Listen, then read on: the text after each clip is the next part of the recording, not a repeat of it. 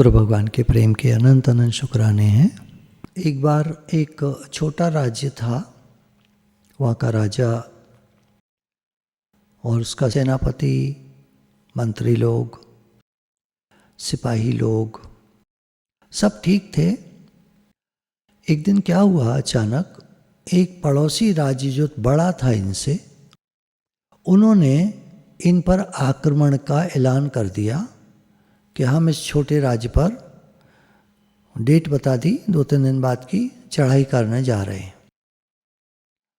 अब छोटे राज्य में सनसनी फैल गई, घबरा गए लोग। हमारा राज्य उतना बड़ा नहीं है, सैन्य बल इतना ज़्यादा नहीं है, उनका सैन्य बल ज़्यादा है, मिलिट्री उनकी ज़्यादा है, हमारी कम है। उनके पास इक्विपमेंट्स भी हमसे ज़्यादा अच्छे हैं, हमारे पास उतने अच्छे नहीं हैं, तो हम लोग कैसे लड़ाई करेंगे। राजा अपने सेनापति को बुलाता है कि भाई सेनापति जी, आप बताओ कि हम लोग ये युद्ध ऐसे ऐसे ऐलान हो गया है, अब हम क्या करें। सेनापति ने साफ कह दिया, महाराज इस युद्ध को लड़ने का कोई अर्थ नहीं है, हम लोग हारेंगे। वो राज्य बड़ा है, उनका सैन्य बल बड़ा है, हमारा सैन्य बल छोटा है, हम उतने इक्विप्ड नहीं है, हमारे पास उतना लड़ाई के हथियार उतने ज़्यादा नहीं है जितने उनके पास है। वो युद्ध जीतेंगे, हम हारेंगे निश्चित है। राजा दुखी हो गया, अब क्या करें। तो उसको अचानक याद आती है कि हमारे राज्य में एक संत जी रहते हैं, करीब यहाँ से 15 किलोमीटर दूर। तो अपने घुड़सवार लेकर और दौड़ करके अगले दिन सुबह उनके पास पहुँचा कि महाराज ऐसे ऐसे समस्या आ गई है और हमारे राज्य पर समस्या आ गई है, आप इस राज्य के ही नागरिक हैं, संत हैं, मैं आपसे राय लेने आया हूँ कि मुझे क्या करना चाहिए। मेरे सेनापति ने निश्चित कर दिया है, कह दिया है कि हम हारेंगे, वो जीतेंगे। संत ने कहा, उस सेनापति को आप जेल में डाल दो, उसकी नौकरी से उसको निकाल दो, जेल में डाल दो। ऐसे व्यक्ति को तुम्हारे साथ नहीं होना चाहिए जिसने पहले से ही हथियार डाल दिए, घुटने टेक दिए। वो कहता हम युद्ध करेंगे और हम जीतने का प्रयास करेंगे। I should, I could, I can, ये वर्ड्स तो यूज करता। एक होते हैं वो लोग जो कहते हैं महाराज हम युद्ध जीतेंगे पक्का निश्चित। चलो नंबर 2 पे आ जाता, I can, we could, we should, we should try, कुछ तो आई शुड, वी शुड बोलता। उसने तो सीधा हारने की बात कह दी। नंबर 3 पर आ गया, वो सीधा हार गया। हारा हुआ व्यक्ति क्या जीतेगा। We can't, I can't do it, no hope. तो जब संत जी ने ऐसा कहा उसको जेल में डाल दो, तो राजा का प्रश्न था, महाराज फिर हम युद्ध कैसे करेंगे। संत जी ने कहा, देखो जिस सेनापति ने मन में हार मान ली है, जो मन से हार गया है, वो युद्ध में तुम्हें कभी नहीं जिता पाएगा। तो राजा ने कहा, बताइए सेनापति मेरा कौन बनेगा फिर। अब इतनी जल्दी खोजना मुझे अपनी सेना में से सेनापति ढूंढ कर निकालना, तो 2-4 दिन का टाइम है बस, तो ये तो असंभव सी बात है। संत जी ने कहा, मैं करूँगा नेतृत्व, मैं तुम्हारा सेनापति बनूंगा। राजा मन में सोचता है कि ये तो कभी युद्ध पे गए नहीं, इन्होंने ये सब काम किया नहीं, ये तो संत जी हैं, ध्यान करते हैं, सत्संग करते हैं, ये क्या युद्ध करेंगे। ये तो घोड़े पर भी सवार नहीं हुए होंगे शायद कभी। अब राजा के पास कोई विकल्प तो था नहीं उस समय, कोई और ऑप्शन नहीं था। तो उन संत को उसने ऐलान कर दिया राजा ने कि ये अब नए सेनापति हैं, और उस पुराने सेनापति को जेल में डाल दिया। अब उसने बड़ा हल्ला मचाया, लेकिन क्या कर सकते थे, राजा का निर्णय था। अब संत जी सामने आए और उन्होंने कहा सब लोगों से कि हम लोग अब युद्ध लड़ेंगे। सेना उनको देखकर सोचती रह गई, ये क्या युद्ध कराएंगे। संत जी ने कहा, कोई नहीं, हम चलते हैं युद्ध के मैदान की तरफ। जैसे अगला दिन सुबह का युद्ध का निर्णय था, कल से निर्णय होगा, कल से युद्ध होगा, चलो आज तो जैसे होता था ना, पास के किसी बड़े से मैदान में ये लोग युद्ध रखा करते थे, बहुत बड़े खेत मैदान चुन लिया करते थे, वहाँ पर युद्ध किया करते थे ताकि आम जनता इस युद्ध में न पिसे न मरे। सिविलियंस को मिलिट्री बचाती है, किसी भी देश के हों, वो सोल्जर्स पर ही अटैक करते हैं। अपने कब्ज़ा जब करना चाहते हैं तो सीट, जो वहाँ की पावर सीट होती है, उसको हासिल करते हैं। सिविलियंस से कुछ नहीं कहते, घरेलू लोगों से कुछ नहीं कहते, उनसे क्या मतलब है, उनकी क्या गलती है, वो तो प्रजा हैं। तो वो सैन्य बल पर ही आक्रमण करके उन्हीं को जीतते हैं और कुर्सी को हासिल करते हैं। ये युद्ध का कायदा रहता है। जैसे महाभारत का युद्ध आपने सुना होगा, ये कुरुक्षेत्र में हुआ, तो वह अलग से एक बहुत बड़ा मैदान निर्णय किया जाता है कि वहाँ पे होगा, वहाँ पे किया गया। वहाँ के लिए सेना चल पड़ी। रास्ते में जब चल रहे थे तो एक मंदिर पड़ता है थोड़ी ऊंचाई पर, थोड़ी एक छोटी सी पहाड़ी सी थी, थोड़ी सी, उस पर मंदिर पड़ता है। संत जी जानते थे कि सेना में मनोबल नहीं है और ये नहीं जीत पाएंगे। उन्होंने थोड़ा सा ऊपर चढ़कर ऐलान किया, सारे सैनिक जमा थे। तब पता नहीं क्या सिस्टम था, मुझे नहीं मालूम। जैसे आज हम लाउड स्पीकर पे बोलते हैं तो 500 लोग, 1000 लोग, 10,000 लोग, 1,00,000 लोग सब सुन सकते हैं लाउड स्पीकर पर। तब क्या सिस्टम था भगवान जाने, साइंस ने क्या तरक्की की हुई थी उस समय। तो जब ये लोग बोला करते थे, जैसे महाभारत के युद्ध में आपने सुना कि दुंदुभी बजी, नगाड़े बजे, ये बजा वो बजा, तो इधर से जो सेनापति इनके ने कुछ कहा, दुर्योधन नीचे उतर आया, उसने सबको संबोधन करते हुए कुछ कुछ कहा। पहला अध्याय पढ़िएगा गीता का, तो दुर्योधन कुछ कुछ कह रहा है सारी सेना से, सारे महारथियों से। अब कौन किधर खड़ा है, कौन का, और सब तक उसकी आवाज़ पहुंच रही है। तो क्या होता था उनके पास, शायद वो लाउड स्पीकर होता होगा जो मुंह पे लगा के बोलते हैं, भोंपू टाइप का जो होता है, पता नहीं क्या होता था। खैर, तो सेनापति, ये जो नए सेनापति थे, संत जी चढ़ गए थोड़ा ऊंचाई पर चढ़कर, और उन्होंने ज़ोर से एक ऐलान किया कि देखो, मैं एक बात करने जा रहा हूँ। अभी मैं मंदिर जाकर भगवान से प्रार्थना करता हूँ, यहाँ देवी शक्तियाँ रहती हैं, और अगर हमको थोड़ी देर बाद, अब ये धुंधला हो रहा है, रात होने वाली है, अगर यहाँ से प्रकाश दिखाई देगा तो हम युद्ध को जरूर जीतेंगे। देवता लोग उन्होंने मेरी प्रार्थना स्वीकार कर लेंगे तो वो प्रकाश कर देंगे, और अगर अंधेरा रहा तो इसका मतलब हम युद्ध हार जाएंगे, फिर हम आगे युद्ध करने नहीं जा रहे, हम लोग लौट जाएंगे। ये ऐलान कर दिया। ऐलान करके सारे सैनिक देख रहे थे उनकी तरफ। ये ऊपर चढ़ जाते हैं, मंदिर के पर पहुंच जाते हैं। पहुंच करके अंदर थोड़ी देर बैठकर प्रार्थना की होगी, जो भी नीचे सारे सैनिक कौतूहल से देख रहे थे। शाम होती जा रही थी, रात होने को हो रही थी। संत जी नीचे उतर आए, बोले मैं प्रार्थना कर आया हूँ, अब वहाँ से मुझे जो संदेश मिला है देवी देवताओं का, वो ये है कि थोड़ी देर में विचार करके बताते हैं। तो थोड़ा सा रुकते हैं हम लोग रुके रहे। रात सी होने लगी और मंदिर में से जोर का प्रकाश आने लगा। अब तो सेना में खलबली मच गई, महाराज की जय हो, ये हो वो हो, हम जीतेंगे, हम होंगे कामयाब, एक दिन नहीं कल ही। तो ऐसे करके इनमें जोश भर गया, और जो जोश भरा है, और सेना तेजी से चल पड़ी, जो धीरे धीरे चल रही थी मरी मरी सी, अब वो तेजी से चल पड़ी। और फील्ड के एक साइड में इनके कैंप्स लगे हुए थे, वहाँ जाके सारी सेना रुक गई। सुबह का इंतज़ार नहीं हो रहा था उनसे, अब तो इनको मार काट देंगे सामने वाली सेना को। सामने वाली सेना का उतना मनोबल नहीं था, भले ज़्यादा थे, ये था वो था, पर उतना मनोबल नहीं था, क्योंकि उनके पास रीज़न नहीं था ये युद्ध क्यों किया जा रहा है, वाई। उन बड़ी सेना के पास कोई रीज़न नहीं था, बस एक ऐलान कर दिया गया था कि युद्ध है और हम इस राज्य को जीतेंगे। क्यों जीतेंगे, क्या कारण है, क्यों करना चाहते हो, युद्ध क्यों करना, इतने लोग मारे जाएंगे, वाई नहीं था उनके पास। खैर, रात को रुके और वो लोग देखते रहे, सामने के जो टेंट लगे हुए हैं दूर, वहाँ से बड़ा प्रकाश और बड़ा जैसे नाचने गाने की आवाज़ें, और जय हो, और हमारी जीत निश्चित है, और ये सब चुप बैठे बेचारे, सो गए मुँह ढक के। उधर वो लोग जो हैं रात को जैसे तैसे सो करके सुबह जो उन्होंने जोश में आकर मारकाट चालू करी है, और वो उधर के जो बड़े राज्य वाले सैनिक थे निरे तो भागने लगे। मुश्किल से 2-3 दिन युद्ध हुआ होगा और ये छोटे राज्य वाले सैनिक सब जीत गए।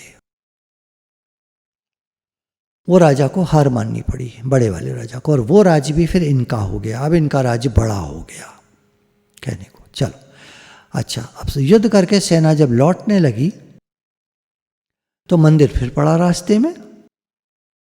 तो सैनिकों ने कहा सेनापति जी से, महाराज आप जाकर धन्यवाद तो बोलकर आइए, थैंक यू, शुक्राना तो बोलकर आइए। जिन देवी देवताओं ने हमको जिता दिया उनकी वजह से हम जीत गए, उनको थैंक्स तो बोलकर आइए। सेनापति जी ने कहा देखो भाई, फिर चढ़ गए थोड़ा ऊपर और सबको ऐलान किया, देखो भाई दैवी शक्तियां रहती हैं, हाँ, मैं प्रार्थना करके आया, हाँ, लेकिन एक गड़बड़ी मैंने करी। वहां मैं एक बड़ा सा दीपक रखा था तेल से भरा हुआ, उसको मैं जला आया था। शाम का टाइम था, प्रकाश था, आपको दीपक का कोई प्रकाश दिखाई नहीं दे रहा था। थोड़ी देर में ही रात हुई और आपको तेज प्रकाश वहां से आने लगा और आपको लगा देवताओं ने हमारी प्रार्थना स्वीकार कर ली और हम जीतेंगे। आप लोग मन में जीत गए, वहां तो सारा खेल था। मन के जीते जीत है, मन के हारे हार, एक कहावत है। मन जीते जग जीता, एक कहावत है। जो डर गया वो मर गया, एक कहावत है। वो लोग में उत्साह नहीं था, उनके पास कारण नहीं था हम युद्ध क्यों कर रहे हैं। इनके पास कारण था, वाय इनके साथ देवी देवताओं का उनको आशीर्वाद मिला, ऐसा उन्हें लगा। दूसरा, हम भले छोटी सेना है, हमारा छोटा राज्य है, लेकिन हम अपने राज्य को बचाएंगे किसी भी कीमत पे। इनके अंदर वो जुनून भर गया, थोड़े से भाषण से संत जी के इनके अंदर वो जुनून भर गया। एक मकसद मिल गया, हमको जीतना है और हम जीतेंगे क्योंकि हमारे साथ दैवी शक्तियां हैं। ये खेल नेपोलियन ने भी खेला था। नेपोलियन को आप जानते होंगे, नेपोलियन बोनापार्ट एक उसी टाइप का राजा था जैसे सिकंदर हुआ, हिटलर हुआ, ऐसे एक नेपोलियन हुआ। वो जिस राज्य पर जाता कोई ना कोई खेल खेलता सैनिकों में उत्साह भरने के लिए। एक बार यही हुआ कि उसकी सेना थोड़ी रह गई थी, आखिरी युद्ध था, सारी सेना ने हार मान ली थी कि अब हम आगे नहीं चल पाएंगे, नहीं जीत पाएंगे। नेपोलियन ने कहा मुझे पता है इस जगह यहाँ कहीं पर क्राइस्ट का भाला गड़ा हुआ है और अगर वो हमें मिल गया तो कल की फतेह हमारी होगी, कल की जीत हमारी होगी। और नेपोलियन ने रात में ही वहाँ पर लालटेन लेकर, प्रकाश लेकर, और उसको जहाँ जहाँ लगा यहाँ खोदो, यहाँ खोदो, यहाँ खोदो, यहाँ 5-6 जगह खोदा। छठी जगह जब खोदा तो भाला निकल आया, पुराना जंग लगा हुआ भाला, और एकदम उत्साह फैल गया सारी सेना में, अब हम जीतेंगे, हम जीतेंगे, हम जीतेंगे। और अगले दिन वो युद्ध जीत गए।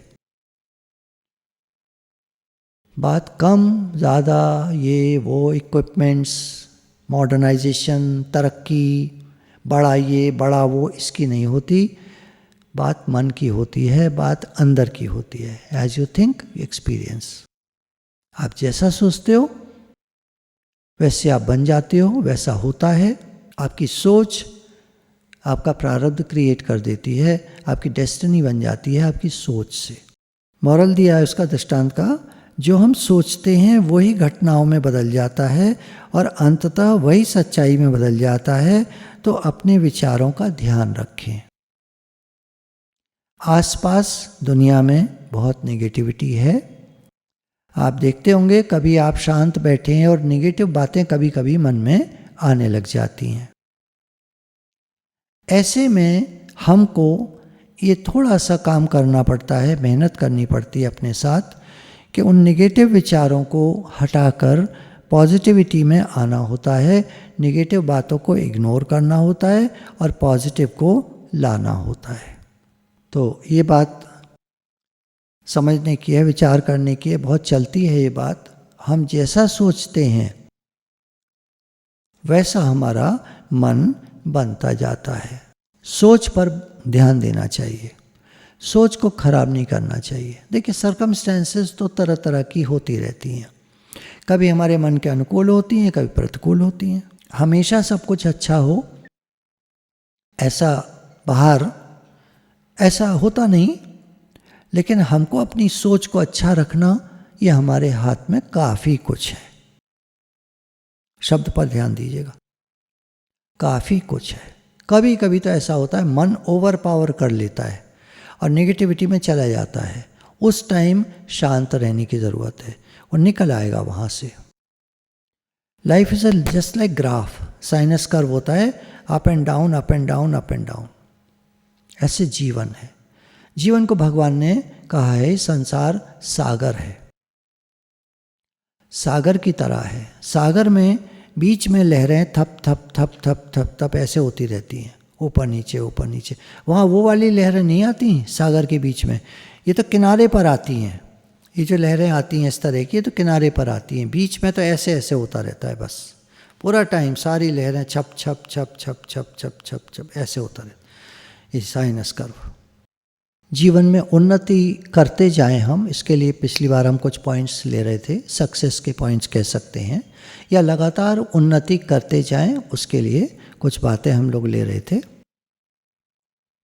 उसमें एक पॉइंट आया था ट्रायल एंड एरर, अपनी गलतियों से सीखना और बार बार प्रयास को कैरी ऑन करना, आगे चलाते जाना, चलते जाना, रुकना नहीं है। अपनी कार्य प्रणाली को, जो भी आप काम कर रहे हैं, जो आपका लक्ष्य है, टारगेट है, देखिए जितनी एडमिनिस्ट्रेटिव सर्विसेज होती हैं इनमें सिखाया जाता है कि हर बार तुमको टारगेट मिलता रहेगा, हर कुछ दिन में कोई ना कोई टारगेट अचीव करना होता है। एडमिनिस्ट्रेशन का तो काम ही होता है, कोई ना कोई टारगेट इनके सामने आता रहता है। टारगेट का मतलब वो नहीं होता, टारगेट मतलब लक्ष्य, उद्देश्य, एक थीम, एक चीज़, एक कारण, एक परिस्थिति, उससे जूझना होता है, उसको ओवर पार करना होता है, जीतना होता है, काबू करना होता है। सिचुएशन है बिगड़ रही है, उसको काबू करना होता है। लोग हैं भड़क रहे हैं, उनको शांत करना होता है। बहुत सारी चीज़ें होती हैं एडमिनिस्ट्रेशन के चारों तरफ जो उनको वो सीखते हैं पढ़ाई के दौरान, पढ़ाई के समय में वो इन चीज़ों को सीखते हैं। थ्योरी भी पढ़ाई जाती है और प्रैक्टिकल भी बताया जाता है। उसी प्रैक्टिकल को हम लोग सत्संग में भी काफ़ी कुछ सीखते हैं। जो सक्सेस के पॉइंट्स हैं इनमें बहुत सारी एडमिनिस्ट्रेशन की चीज़ें आती हैं।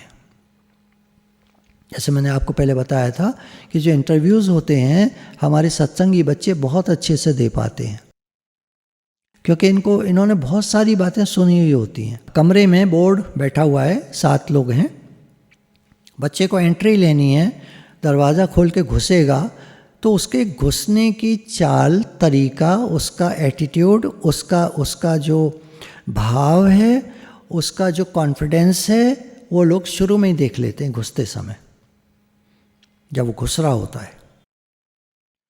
ज़्यादा कड़ के चलेगा तो भी गड़बड़ है, झुककर चलेगा तो भी गड़बड़ है। मीडियम एक पर्सनैलिटी होती है, एक प्रेजेंटेबल पर्सनैलिटी, देखकर अच्छा लगता है।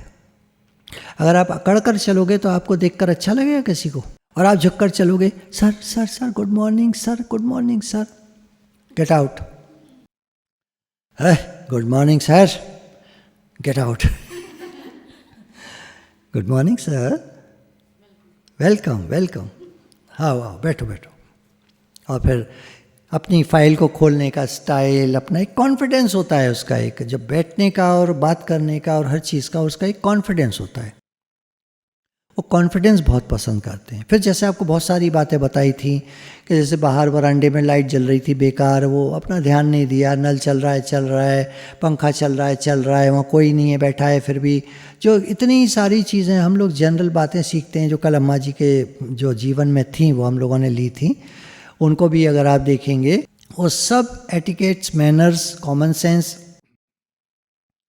और कायदे, अच्छी बातें, अच्छी आदतें, वो सब देखते हैं, ऑब्जर्व करते हैं। वो सब हम में सत्संग के द्वारा आती जाती हैं। सीखने कहीं जाना नहीं पड़ता, सत्संग के माध्यम से हम सब सीखते चले जाते हैं। अगर एक साल कोई ठीक से, बहुत ज़्यादा मैं नहीं कह रहा, बच्चे लोग हैं, पढ़ रहे हैं, पढ़ाइयाँ हैं, इतनी पढ़ाइयाँ हैं, उनके बीच में थोड़ा सा समय निकाल कर सत्संग सुनते हैं तो उनका बस शेपिंग होती चली जाती है, माइंड की मैपिंग होती चली जाती है कि मुझे कैसे करना है। एक MBA के इंटरव्यू में एक बार एक बच्चे ने बताया था, अब वो चीज़ें सारी मुझे याद नहीं है, काफ़ी पुरानी बात हो गई, 7-10 साल हो गए करीब। तो उसने कहा मैं जब इंटरव्यू देने गया तो उन्होंने मेरे आगे 5 बातें रख दी एक साथ। बोले तुम एक फैक्ट्री के मैनेजर हो, क्योंकि MBA के लिए उसको MBA करके आया था, अब उसको नौकरी मिलनी थी। तो कंपनी ने इंटरव्यू लेने के लिए उसके आगे 5 बातें रखी। तुम हमारी कंपनी में यहाँ पर मैनेजर हो, इस जगह पर हो, फैक्ट्री है, ट्रक आया हुआ है एक अनलोडिंग के लिए, एक ट्रक आया हुआ है लोडिंग के लिए। एक तरफ तुम्हें पता चलता है कि फैक्ट्री की एक दीवार कुछ लोगों ने तोड़ दी है सामान चोरी करने के लिए। उधर तुम्हारे घर से फ़ोन आता है कि तुम्हारा बच्चा बहुत बीमार है और तुम्हारी वाइफ कह रही है उसको डॉक्टर को दिखाने ले चलना है। उधर एक दोस्त का फ़ोन आता है कि यार मेरी बहुत कीमती घड़ी खो गई है, मैं कैसे करूँ, आजा तू ज़रा ढूंढवा दे, मिल नहीं रही है। 5 कारण अब याद आ गए, आपसे बात कर रहा हूँ तो 5 कारण उसके आगे रख दिए गए। अब तुम क्या पहले करोगे, क्या करेंगे? पहले दोस्त की हेल्प करने जाएंगे, अपने बच्चे को दिखाने जाएंगे, वहाँ ट्रक लोड होना है, अनलोडिंग होनी है, वहाँ दीवार तोड़ दी गई, एक तरफ चोरी हो जाएगी फैक्ट्री में, तो वो जाके आप नहीं रुकवाओगे। तो कैसे करोगे ये सब? इसके लिए मैपिंग करनी है। तो माइंड इतना फास्ट काम करे, उनको टीम को बोलो, वो उतनी एक टीम उधर जाए, एक लोडिंग पे जाए, एक अनलोडिंग पे जाए, अपने बच्चे को किसको कैसे दिखाना है वो आप अरेंज करो, अपने दोस्त की हेल्प कैसे करनी है वो आप अरेंज करो। तो you have to make a team. यहाँ आता है सेल्फ बिलीफ, नेक्स्ट पॉइंट है सेल्फ बिलीफ, कॉन्फिडेंस। तो इन लोगों में जो दुनिया में एक्सपोज किए जाते हैं, जैसे administrative services, they are expose to the world, दुनिया को एक्सपोज होते हैं वो। उनको अपने ऑफिसर्स को जवाब देना है और सारी पब्लिक का सामना करना है। 2 चीज़ें मेन होती हैं। वहाँ कॉन्फिडेंस काउंट करता है। कॉन्फिडेंस कैसे आता है? समय के साथ आता है। आप कुछ करोगे तो कॉन्फिडेंस आएगा। आपको खिचड़ी बनानी आती है, नहीं आती तो आप बिगाड़ दोगे, मैं तो नहीं खाऊंगा आपकी बनी खिचड़ी। कैसे कॉन्फिडेंस आएगा? बनाओ, रोज बनाए नहीं, रोज नहीं बनाओ, खा नहीं पाओगे आप। नियम बना लो, 1 हफ्ते बाद, 10 दिन बाद, 15 दिन बाद एक बार खिचड़ी बना के ट्राई करनी है। बनाते जाओ बनाते जाओ बनाते जाओ, 1 साल में तो आपको खिचड़ी बनानी आ ही जाएगी। उदाहरण है, मजाक है, कैसे भी समझो, पर ट्राई करोगे, ट्रायल एंड एरर मेथड बताया था ना, तो बार बार ट्राई करने से आपको आएगा। ट्राई नहीं करोगे, आप बैठ के सोचोगे, खाली थ्योरी पे लिखते रहोगे। खिचड़ी कैसे बनती है बताओ? 1 कटोरी चावल, 1 कटोरी दाल, कौन सी दाल? मसूर की नहीं, मसूर की नहीं, वो जो काली वाली नहीं, माँ की दाल टेस्टी होती है, नहीं खिचड़ी में नहीं पड़ेगी ना, हैवी हो जाएगी बहुत। फिर अरहर की दाल नहीं, आप लोग जानते होंगे, हाँ बोल रहे हैं कुछ लोग, मूंग की दाल। मूंग की दाल कौन सी वाली? बिना छिलके की, छिलके वाली, धुली वाली, कटी वाली, आधी वाली, साबुत वाली? कौन सी दाल लोगे आप? मूंग की तो 4 तरह की 5 तरह की आती हैं। तो कैसे करोगे? तो ये सीखना पड़ेगा, है ना। ये आपको थ्योरी में मिलेगा थोड़ा सा। धुली मूंग ले सकते हैं आप, धुली साबुत मूंग ले सकते हैं आप, धुली वाली साबुत मूंग ले सकते हैं आप। छिलके वाली साबुत नहीं ले सकते बिल्कुल। कटी वाली जो दाल होती है, जिसको दाल कहते हैं, टूटी वाली, हाफ हाफ जो होती है, उसको ले सकते हैं आप। उसके बाद भी उसको भिगोने के बाद में थोड़े से छिलके निकाल देने पड़ेंगे, नहीं तो हरी हरी दाल खिचड़ी बन जाएगी, अजीब सी, देखने में सुंदर नहीं होगी। थोड़े छिलके अलग कर दिए जाते, तब जाकर उनको पकाया जाता है। कैसे पकाते हैं वो माता जी लोग से आप सीख लेना। थोड़ा सा घी डाला, उसमें जीरा डाला, उसमें थोड़ा हींग डाली, थोड़ा सा क्या डालते करके, फिर हल्दी डाली, फिर उसको छौंक दिया बोलते हैं जो, उसको चलाया थोड़ा, फिर उसमें थोड़ा सा पानी डाला, उसको जो भी रेशियो है, मुझे नहीं आती प्रॉपर, पर जो मैंने देखा है मैं अंदाज से आपको बता रहा हूँ। पर मेरा कॉन्फिडेंस देखो आप, मैं आपको खिचड़ी बनाना सिखा सकता हूँ, मुझे आती नहीं है फिर भी। ये कॉन्फिडेंस की बातें होती। कैसे आता है? विद टाइम आता है। बच्चे को नहीं होता कॉन्फिडेंस, वो सीखता है समय के साथ। किसी को इनबॉर्न कॉन्फिडेंस बहुत कम बच्चों को, बहुत ही कम, 100 में से 5 बच्चे पैदाइशी कॉन्फिडेंस लेकर पैदा होते हैं। जिस घर में वो रहते हैं उस घर में कॉन्फिडेंस भरा हुआ होता है और वो बच्चे बड़े कॉन्फिडेंट होते हैं। इस 100 में से 5। बाकी लोगों में वेरिएशंस होते हैं, ज़्यादा होता है, कम होता है, कम होता है, कम होता है। किन्हीं में बिल्कुल नहीं होता है। कोई बात नहीं, कोई फ़र्क नहीं पड़ता, हम काहे लिए। तो वो जब आते हैं, वो जब सीखते हैं, कॉन्फिडेंस धीरे धीरे आता है। पब्लिक डीलिंग उनको सिखाते हैं, how to deal with people, कैसे डील करोगे, सिचुएशंस आती हैं, how to deal with people. एक लड़के को अपनी किताब छापनी थी, उसमें बायोग्राफीज छापनी थी बड़े बड़े लोगों की जो इस समय में हुए हैं। वो जिनसे कांटेक्ट करता, आप सोचो एक आम लड़का, अखबार बेचने वाला लड़का, एक मिनिस्टर की बायोग्राफी लिखना चाहता है, जो मिनिस्टर बड़ा पॉपुलर हुआ है पीछे के टाइम में, उसको कौन देगा नॉलेज। लेकिन उसके बात करने का तरीका इतना बढ़िया था कि जब वो मिनिस्टर को फ़ोन करता था, जो रिटायर हो चुका है कब का, फ़ोन करता था, मिनिस्टर उसको बुलाता था, अपने घर पर रखता था, 3 दिन 4 दिन तक उसको सारी अपनी बायोग्राफी, ऑटोबायोग्राफी बोलेंगे उसको बोलते हुए, लेकिन वो जब लिखता था तो उसको बायोग्राफी बोलेंगे। तो वो बायोग्राफी छापने के लिए उसके बाद मैटर जब जमा हो गया तो उसने किताब छापी और किताब बहुत बिकी। ये बात है 1950 या 60 के बीच की। पर एक मिसाल बन गई, एक अखबार बेचने वाले लड़के ने एक किताब छाप दी और वो किताब most popular book of that time बनी, क्योंकि इसमें बहुत सारे लोगों के अनुभव थे। देखिए, आपको मार्केट में पैसा खर्च करने से बहुत कुछ मिल जाएगा, अनुभव नहीं मिलेगा पैसा खर्च करने से। अनुभव समय के साथ मिलता है, मेंटर से मिलता है, या बायोग्राफीज पढ़ने से मिलता है, किताबें पढ़ने से मिलता है। तो सेल्फ बिलीफ, कॉन्फिडेंस के लिए अपने जुनून के लिए किसी और के निर्णय पर निर्भर न रहें, इससे आप कमज़ोर पड़ जाएंगे। जो करना है वो आप डिसाइड करो, डिसीजन आपका होना चाहिए, डिसीजन मेकिंग आपकी होनी चाहिए, वो आपको करना है।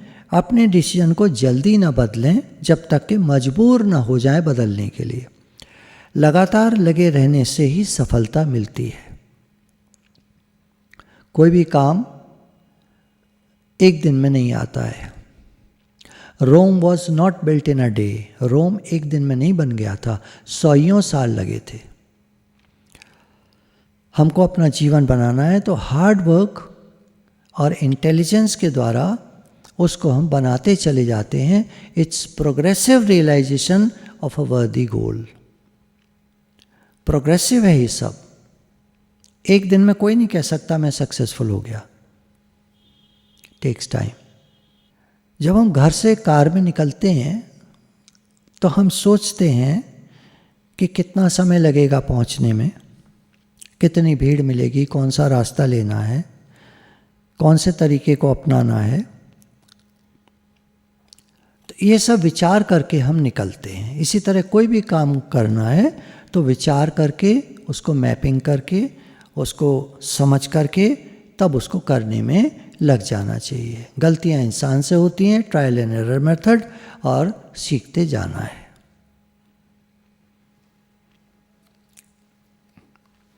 ये आगे मैं कुछ पढ़ के सुना देता हूं आपको।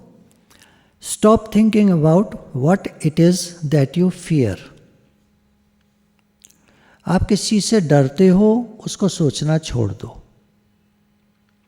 Each time a fearful or a negative thought comes into your consciousness, replace it with a mental picture of your positive and worthwhile goal.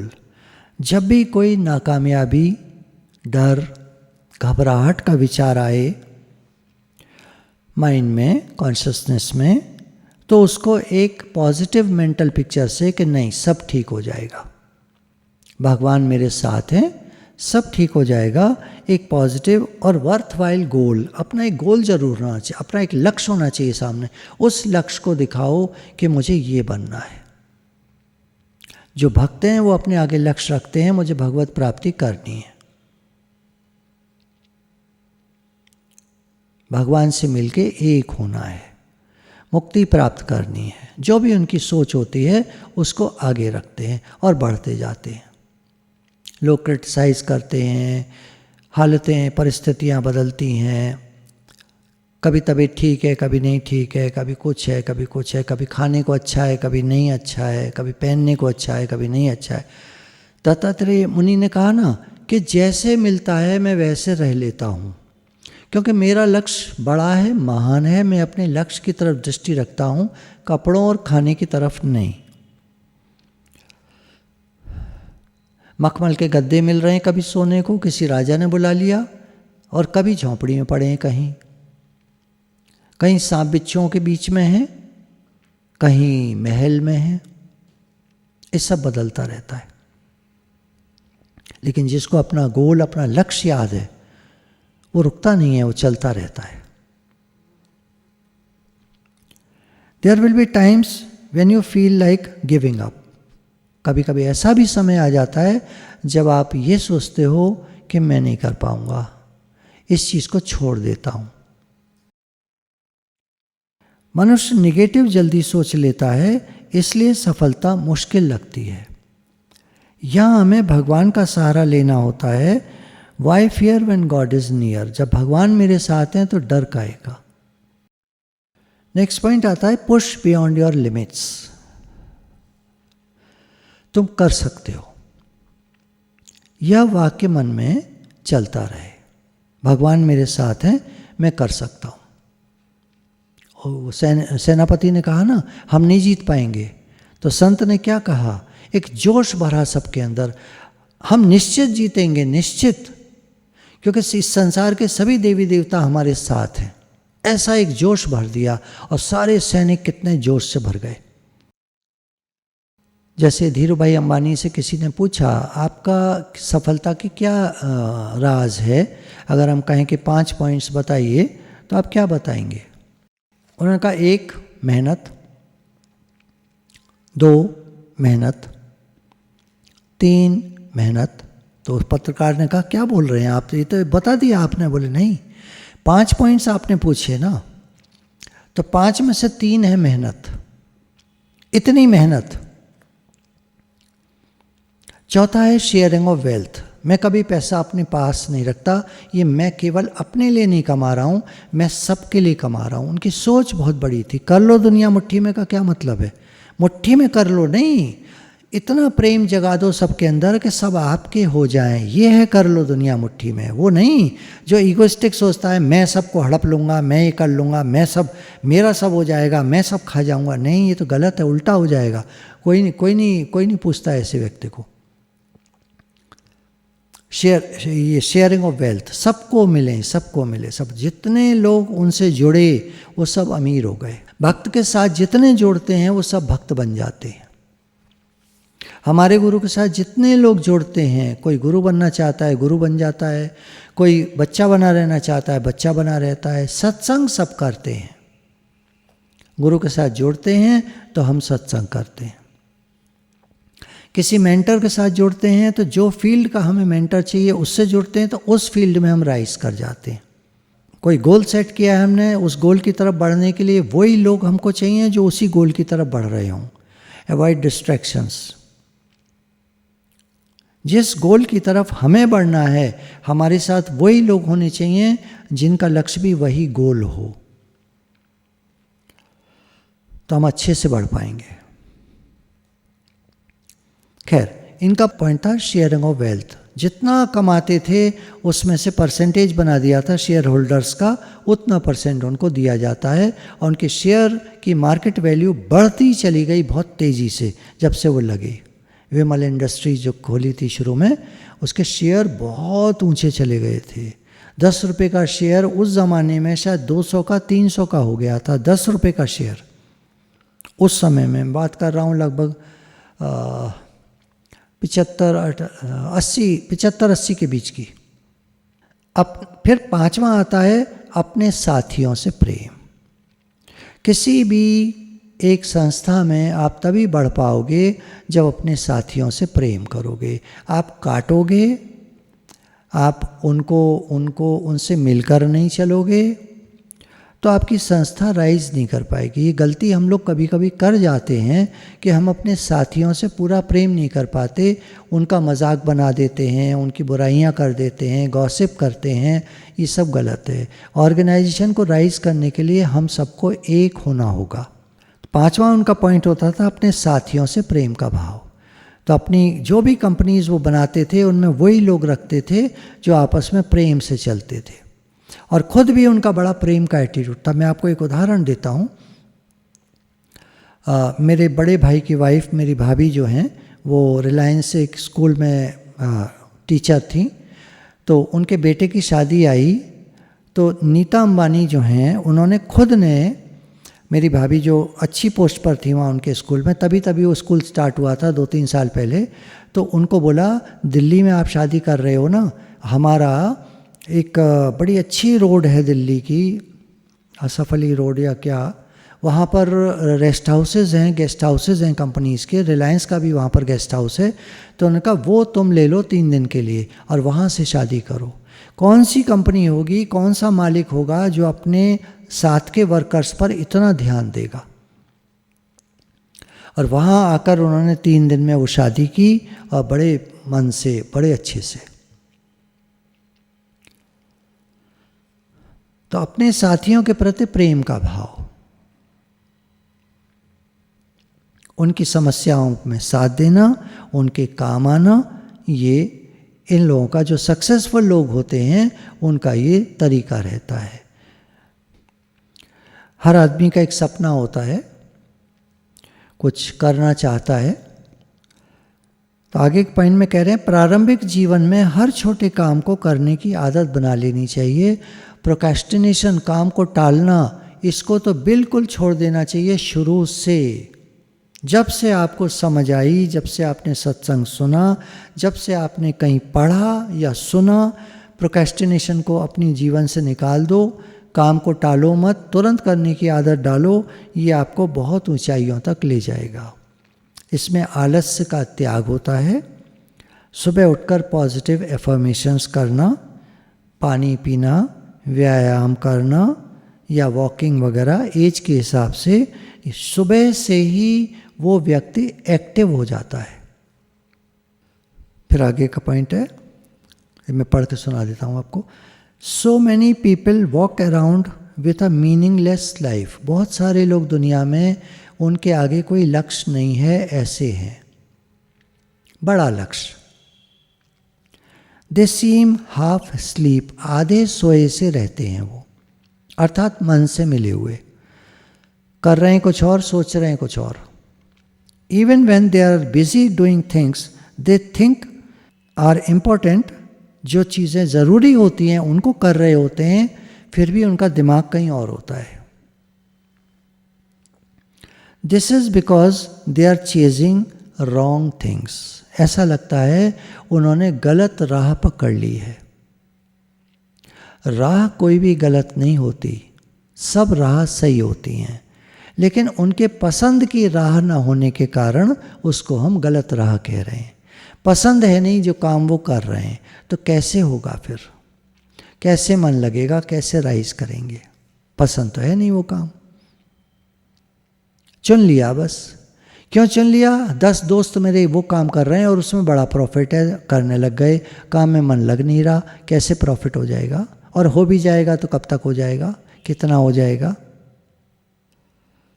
The way you get meaning into your life is to devote yourself to loving others, devote yourself to your community around you, and devote yourself to creating something that gives you purpose and meaning.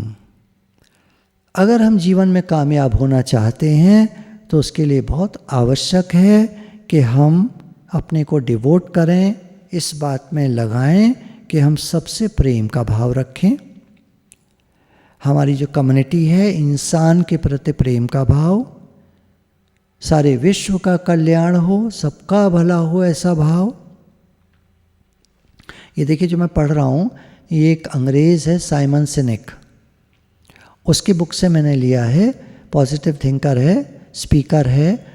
वो बहुत ज़्यादा कहता है love all, सबसे प्रेम का भाव रखो। And devote yourself to creating something that gives you purpose and meaning. अपने को जिस चीज़ में आप लगाते हो वो लक्ष्य और जीवन का अर्थ आपका स्पष्ट होना चाहिए, साफ होना चाहिए। आपको क्लियर होना चाहिए मैं ये काम क्यों कर रहा हूँ। अगर हम सत्संग में हैं तो हमको क्लियर होना चाहिए हम सत्संग में क्यों लगे, क्यों आए, क्या करना है, क्या पाना है, हमारा लक्ष्य क्या है। बस लग गए सत्संग में, खाली हैं तो लग गए तो कहीं पहुंच नहीं पाएंगे। फिर हमारे आगे लक्ष्य होना चाहिए। जैसे माला जब करनी शुरू करी लोगों ने तो एक लक्ष्य दिया गया कि आपको इतनी माला रोज़ अपने लिए करनी है। हम जो सत्संग में लगे हैं हमारे आगे एक लक्ष्य होता है कि हमको रोज़ सत्संग अटेंड करना है, सुनना है, पढ़ना है, किताबें जो भी पुस्तकें हमने अपने लिए निर्धारित की हैं वो किताबें पढ़नी हैं, नॉलेज गेन करनी है, कंटिन्यूस नॉलेज गेन करनी होती है। तो सफलता के कुछ नियमों में अगर हम ध्यान देंगे, ये कुछ पॉइंट्स लिखे हुए हैं। पहला है हार्ड वर्क, मेहनत। दूसरा है डिसिप्लिन, अनुशासन। Self control on thoughts, actions and character. Discipline में आता है अपने ऊपर कंट्रोल, अपने विचारों पर, अपने कर्मों पर, अपने चरित्र पर। अनुशासन होना चाहिए, डिसिप्लिन होना चाहिए। फिर है self belief and self control. मैं कर सकता हूँ पर ये सही जगह लगाना है, गलत काम में नहीं। जो आपका मन नहीं मानता ऐसा काम करना बेकार है, और कोई गलत काम करोगे तो उसका नतीजा बुरा होगा। तो सेल्फ बिलीफ मैं कर सकता हूँ एंड सेल्फ कंट्रोल कि मुझे सही काम करना है,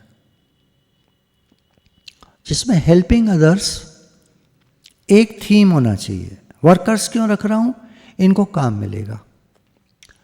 एक आज ही बात आई कि कुछ पौधे ले आओ, फूल वाले मिल रहे हैं मार्केट में आजकल काफ़ी, तो किसी की बिक्री हो जाएगी, 10 पौधे ले आना, ठीक है। तो वो व्यक्ति कहता है लाकर मैं ही लगा दूंगा। मैंने कहा नहीं, हम माली बुलाएंगे 1 घंटे के लिए, उसको थोड़ा पैसा देंगे, वो आके लगा जाएगा, उसको भी काम मिलेगा। Helping others, sharing of wealth, खिलाकर खाओ, किसी को काम मिले। फिर आता है पॉइंट ऑब्सेशन, जुनून। सफलता यदि जीवन में चाहते हैं तो उसके लिए हमको जो काम करना है उसका जुनून होना चाहिए, पैशन होना चाहिए, ऑब्सेशन होना चाहिए। फिर आता है पेशेंस, धैर्य। आम की गुठली बोने के बाद कितने दिन धैर्य धारण करना चाहिए? 1 दिन, 2 दिन, 4 दिन, 5 दिन, पेड़ निकल आएगा, फल लग जाएंगे। क्या सोचते? 5 साल, 10 साल, कुछ भी। धैर्य रखना पड़ता है, पेशेंस।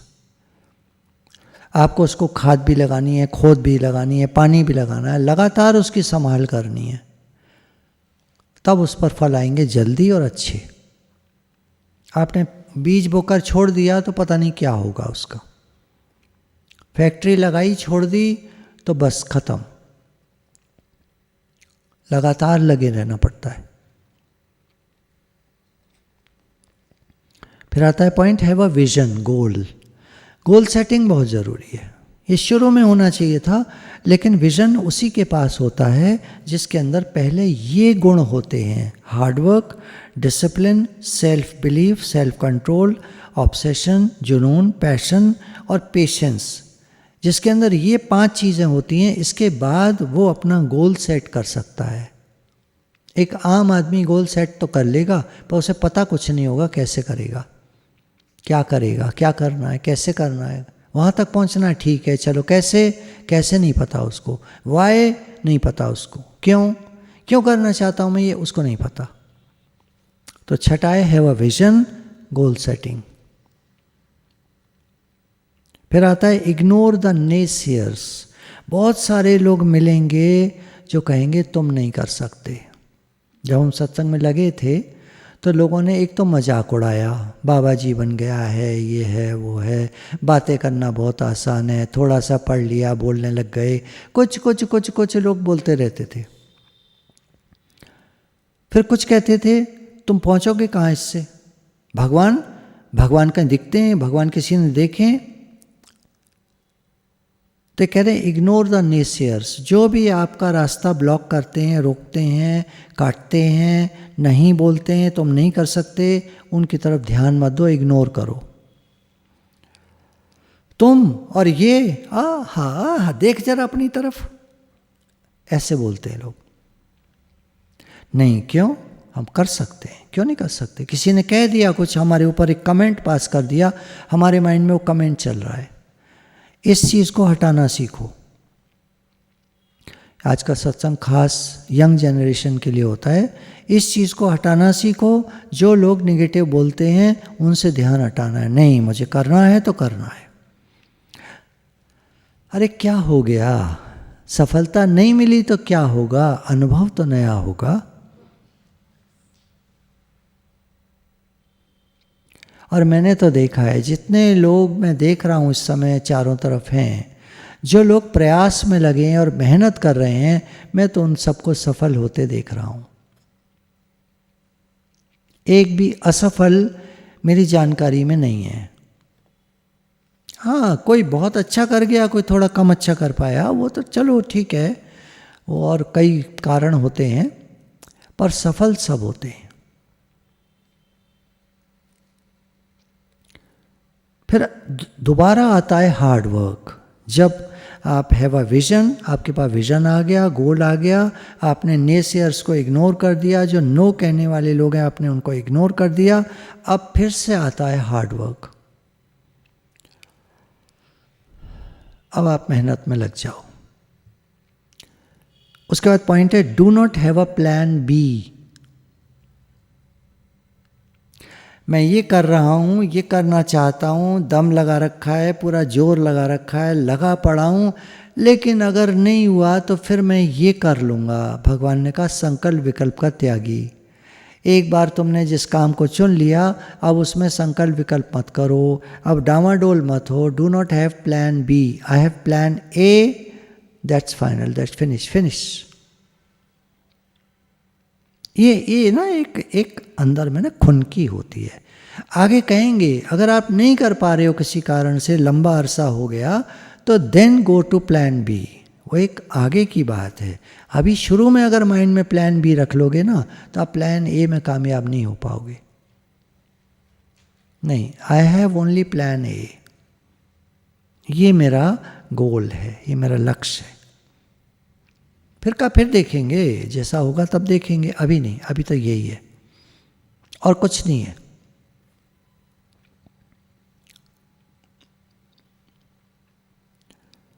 उसके बाद आता है don't be afraid of failures. हो सकता है एक आध बार फेल कर जाए हम, हो सकता है एक आध बार काम न बने, हमारा पूर्णता न प्राप्त हो, जो हम करना चाहते हैं लक्ष्य पूरा न हो, कोई बात नहीं, लगे रहो, डरो नहीं। कीप ग्रोइंग आगे आता है, फिर कीप ग्रोइंग, लगातार काम में न्यू इनोवेटिव तरीके से लगे रहें, नई नई चीज़ें उसमें इंट्रोड्यूस करें।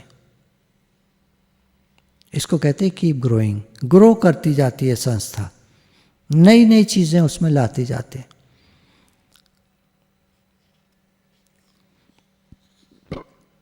जो लोग भक्ति कर रहे हैं वो अपना भक्ति करते रहते हैं, आगे बढ़ते रहते हैं। जो लोग दुनिया का कोई काम कर रहे हैं, दुनिया में कुछ बनना है, कोई लक्ष्य है, तो they have to keep growing. फिर आता है लीडरशिप क्वालिटीज़ को समझें। हर फील्ड में आपको एक लीडर बनना होता है। अगर आप बड़ा कुछ करना चाहते हो तो आपको लीडर बनना होगा। लीडर कौन होता है? जो लीड करता है अपनी टीम को, जो आगे रहता है, सफलता और असफलता दोनों को फेस करता है, जो सुख दुख, लाभ हानि, मान अपमान, द्वंद्वी जोड़ों को सहन करता है। वो फिर पॉइंट आता है, if you put more efforts than the money you are getting, people will find you out and you will grow, that is habit of doing more than paid for. आपको जितने पैसे मिलते हैं उससे ज़्यादा काम करने की आदत डालोगे तो लोग आपको तलाश करेंगे, ढूंढेंगे। और आप काम चाहते हो, कम करते हो, पैसा ज़्यादा चाहते हो, तो लोग आपको डिस्कार्ड करेंगे, छोड़ेंगे, हटाएंगे।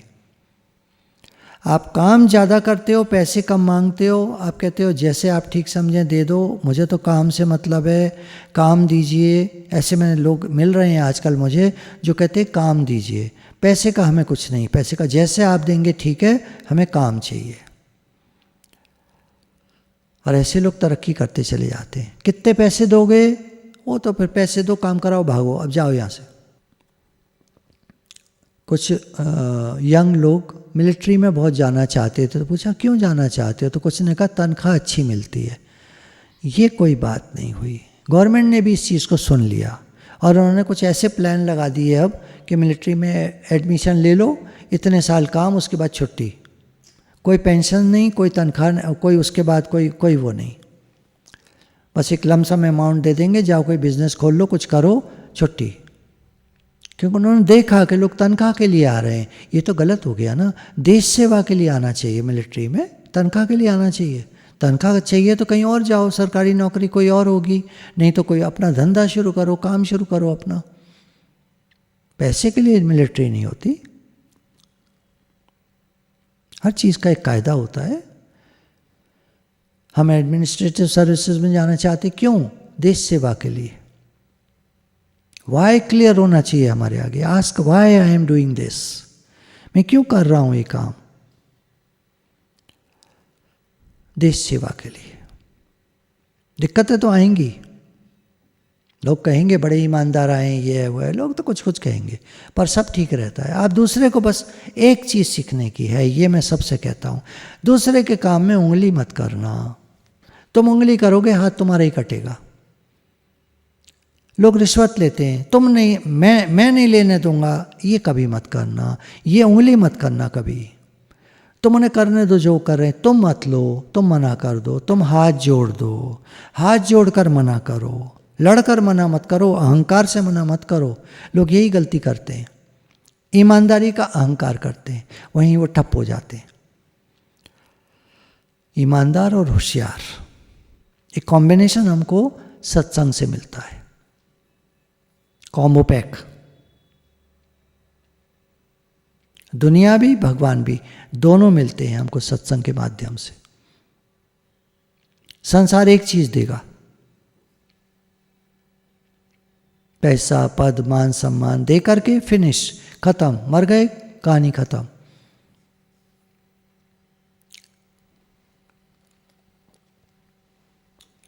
फिर पॉइंट आता है, join a group of like minded people. आपके साथ वो लोग होने चाहिए जिनका लक्ष्य वही होना चाहिए जो आपका है।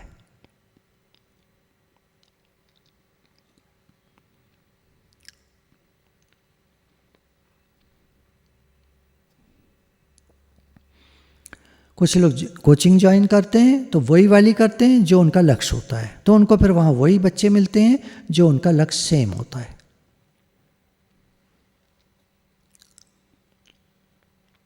फिर आता है इमेजिनेशन एंड एंथुजियाज्म। कोई एक जो भी लक्ष्य है हमारा, उसके लिए इमेजिन करना पड़ता है, पॉजिटिव इमेजिंग करनी पड़ती है। रात को निकले कोई गुंडा आ जाएगा, हमें लूट ले जाएगा, वो ले ही जाएगा। पॉजिटिव इमेजिंग क्या कर रहे हैं हम? नहीं, कोई रात बात नहीं होती, भगवान मेरे साथ हैं, मुझे अपना काम करना है, काम करके तुरंत वापस आना है। आप बाहर निकले, आपने काम किया, वापस आ गए, कहानी खत्म। सोचना क्या है इसमें? कोई मिल गया, ये हो गया, वो कोई मिल गया, तो एक पिक्चर थी। निगेटिव मत सोचो,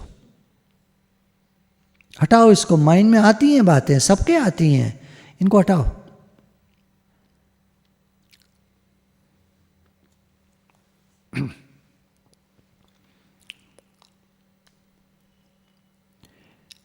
हैविंग अ प्लीजिंग पर्सनैलिटी, आज बस यहीं तक लेंगे, इसके बाद फिर आगे।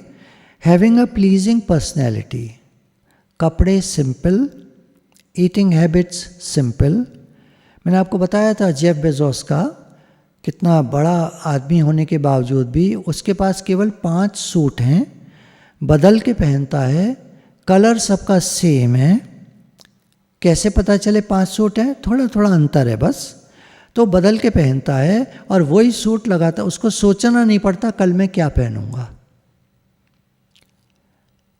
एक कामयाब व्यक्ति अगर ये सोचने में लग जाएगा कि मैं क्या पहनूंगा और क्या खाऊंगा, तो उसका आधा टाइम तो गया। कितना पैसा मिलेगा? कामयाब व्यक्ति वो ये सब नहीं सोचता, क्या खाऊंगा, क्या पहनूंगा, कहाँ रहूंगा, क्या कपड़ा पहनूंगा, कैसे मेरा जीवन होगा, ये सब कुछ नहीं सोचता। वो तो लग जाता है अपने काम में बस, और सफलता के बाद तो फिर सब कुछ होता है उसके पास। लेकिन वो इन चीज़ों में फंसता नहीं है, टाइम वेस्ट नहीं करता, वो अपने कर्म में लगा रहता है। भगवान हमारे साथ हैं, लगे रहो। ईटिंग हैबिट सिंपल, भोजन सादा, जो मिला उसको खा लिया। टॉक सिंपली, आराम से बात करो, खुलकर बात करो। बी ट्रांसपेरेंट, जो अंदर वो बाहर।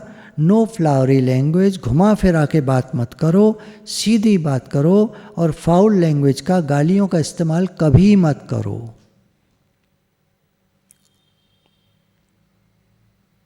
लोग पसंद नहीं करते ऐसे व्यक्ति को, भले कोई खुद गाली देता होगा, पर अगर हम गाली दे के बात करेंगे तो वो हमें पसंद नहीं करेगा, कोई नहीं पसंद करता। तो कपड़े सिंपल, ईटिंग हैबिट सिंपल, जो मिले वो खा लें। टॉक सिंपली, सिंपल तरीके से बात करें। ट्रांसपेरेंसी, नो फ्लावरी लैंग्वेज, घुमा फिरा के बात मत करो, मीठी मीठी बड़ी बड़ी बातें मत करो।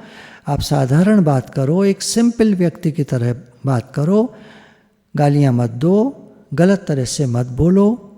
बी लविंग, प्रेम वाले बनो अंदर में ना, बाहर मत करो आप कुछ। जब भी मैं कहता हूँ हमें सबसे प्रेम होना चाहिए, मुझे एक बात थोड़ा सा लगती है, मैं ये भी साथ में कह दूँ, आप करने मत चलना, आप प्रेम का भाव रखो। करने चलोगे तो फंसोगे, आपको दिक्कत होगी। फिर करने कुछ मत चलो। माँ के अंदर में बच्चे के प्रति प्रेम भरा होता है और उसके एक्शन में आता ही है। उसको अच्छा भोजन कराती है, अच्छे से रखती है, प्यार से रखती है, वो तो आउटकम है, वो तो नेक्स्ट स्टेप होता ही है। लेकिन हमें सबके प्रति प्रेम का भाव है, अभी करना कुछ नहीं है। वो ऑटोमेटिकली जिसको ज़रूरत होगी वो हमारे सामने आ जाएगा, वो ले जाएगा। देखिए, जो लोग रिसर्च करते हैं ना, पहले रिसर्च करने में वो लगाते हैं समय, 1 साल, 2 साल, 5 साल, 10 साल। उसके बाद जब प्रोडक्ट आता है तो वो फिर धूम मचा देता है। प्रोडक्ट में जल्दी करिए अगर, तो काम अधूरा रह जाएगा, वो प्रोडक्ट कामयाब नहीं होता। रिसर्च पूरी होनी चाहिए, पहले हम पूरा समझें ज्ञान को, तब अप्लाई करने चलेंगे। हाँ, छोटी मोटी बातें तो जल्दी ही शुरू कर देते हैं लोग। किसी को टॉफ़ी देना, किसी को ये, किसी को छोटा मोटा, बहुत छोटा छोटा, जिसमें कोई ज़्यादा कुछ लगता नहीं। बहाने बनाना भी वो सीख लेते हैं, बचना भी सीख लेते हैं, थोड़ा झूठ बोलना भी सीख लेते हैं। किस लिए? अपने को बचाने के लिए। वो झूठ नहीं जो किसी का नुकसान करे, झूठ वो गलत है जो किसी का नुकसान कर दे। और अगर अपने बचाव के लिए हम छोटा मोटा कुछ बोलते हैं, नहीं हमें जाना है, हम बिजी हैं, ये वो है, तो ये तो चलता ही है, आम जनता बोलती है। इनका इस्तेमाल करो, आगे बढ़ो। तो हैव अ प्लीजिंग पर्सनैलिटी, अच्छा व्यक्तित्व तो हमारा होना चाहिए जो सामने वालों को अच्छा लगे। गुरु भगवान के शुक्राने हैं। ये करीब 16 पॉइंट्स हम लोगों ने लिए हैं, थोड़े और ज़्यादा भी हो सकते हैं, कितने आप देख लीजिएगा। तो गुरु भगवान के शुक्राने हैं, सब चीज़ सीखने को मिलती है। हमारे गुरु ने हमें सब कुछ बताया है, सिखाया है। एक ही कमरे में बैठाकर दुनिया घुमा दी है, दुनिया भर की बातें बताते हैं। थोड़ा सा समय लगता है, कुछ समय देने से सब चीज़ समझ में आ जाती है। गुरु भगवान के प्रेम के अनंत अनंत शुक्राने।